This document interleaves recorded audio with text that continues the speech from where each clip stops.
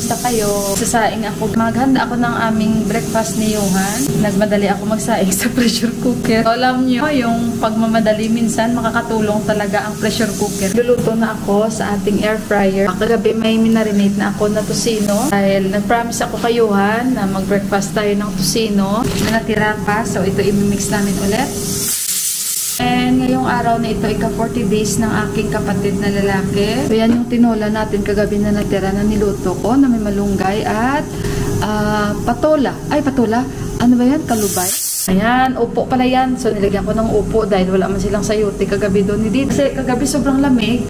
So ngayon, 9 degrees kami. 9 degrees. Ayan.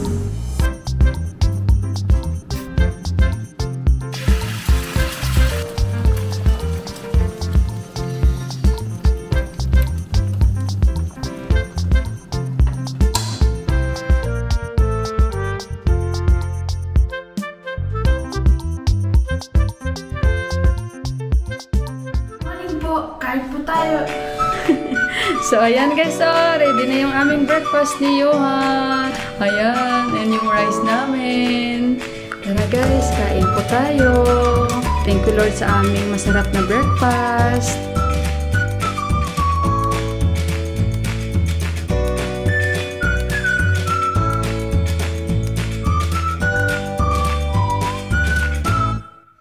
Establish your hearts, for the coming of the Lord is at hand.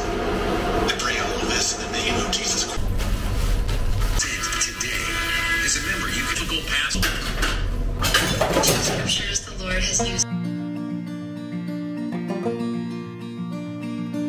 Ruby, she was made for going west. Did not protest my wandering ways. Ruby, she was pretty.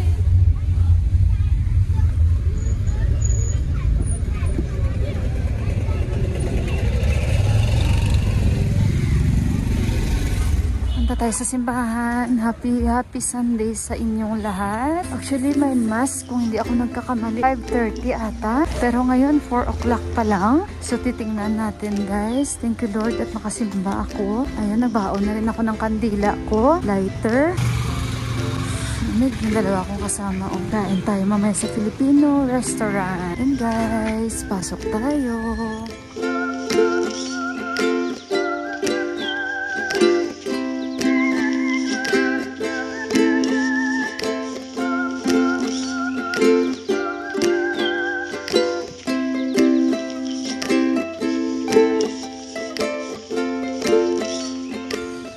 Walang mas. Alam ko na yung schedule. Every Sunday, 9 o'clock. Wala silang mas paggabi. Sarado yung church.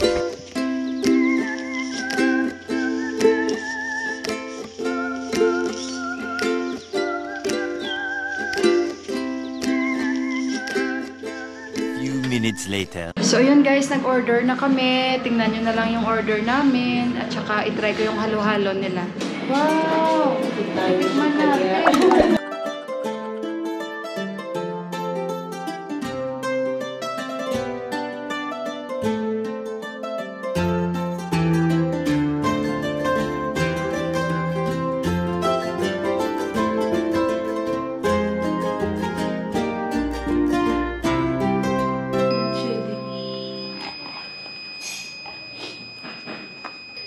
Good chili.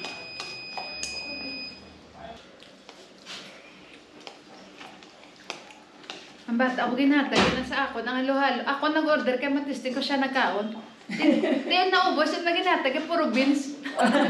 Since when this one was open? March. Last year, March. So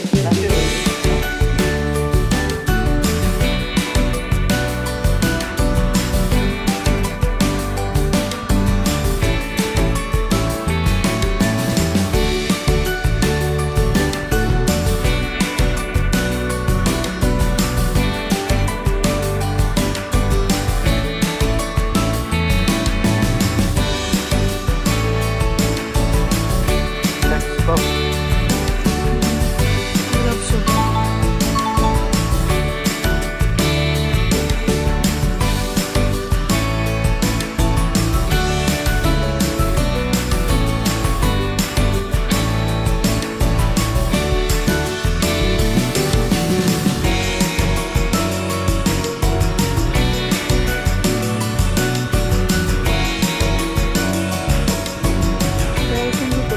kasi nagpapaprint kami para bukas na sa documents ni Buwa, mga pictures nila. Kasi kailangan yun tingnan. So kaya nagpapaprint kami. Guys, Diyos ko, kanina pa kami dito kasi tingnan nyo naman, oh. Ang tagal talaga, guys. Kanina pa kami tapos hindi niya alam kung saan yung mga litrato na sinend. Parang hindi pa nagana. Ito naman yung asawa ko, guys. Gabi na. Sabi ko, tanggalin mo na yan yung shade mo. Hindi niya talaga, guys, tinatanggal. May style daw. Gabi na, guys. Na-stress ako sa kanya kasi, oh, you remove na. Sabi ko kanina, pag guys nag-brown out pa kanina, siya lang yung naka-shade. Pakita ko sa inyo, nakabili kami ng lampshade. Kanina pa kami dito. Ngayon hinahanap niya sana yung mga pictures na sinend namin. But Diyos ko, naiihi pa ako.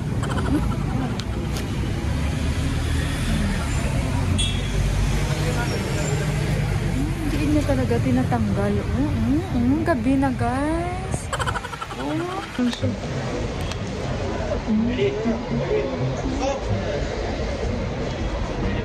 Feel na feel niya gabi na. Tingnan. Wala ng araw, hindi man mainit.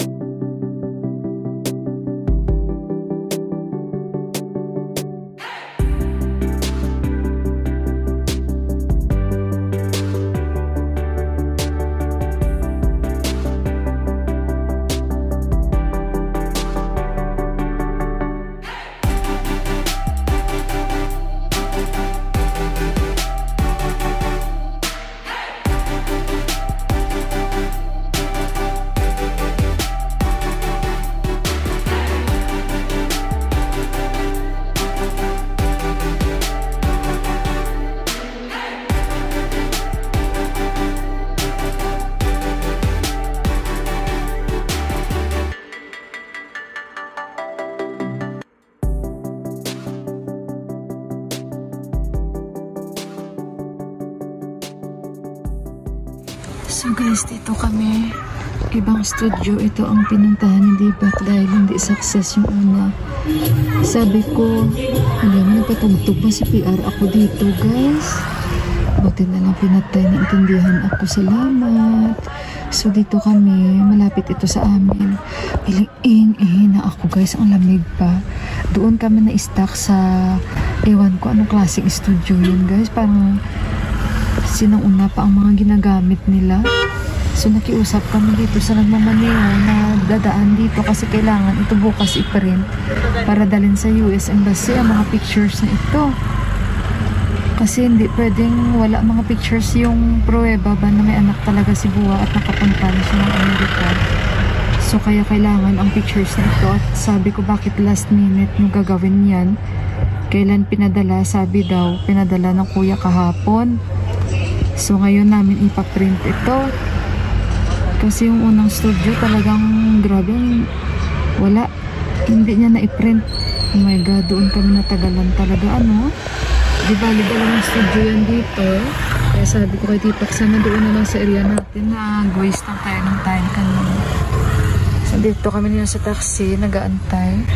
Nakisuyo kami sa kaya mamang taxi na mag-stop over muna saglit. Mag-print lang. So, ayan, antay-antay lang guys at ako ay naiihi na. Hindi naman ganun kalayo yan dito sa amin. Mag-additional lang kami mamaya sa kanya ng bayad sa payment mamaya ba? Kasi nag-antay siya sa amin at fix yun. Mag-add lang kami sa kanya mamaya kung magkano i-charge niya. So, yun guys, gabi na. Hindi kasi winter na. So, madilim talaga ba?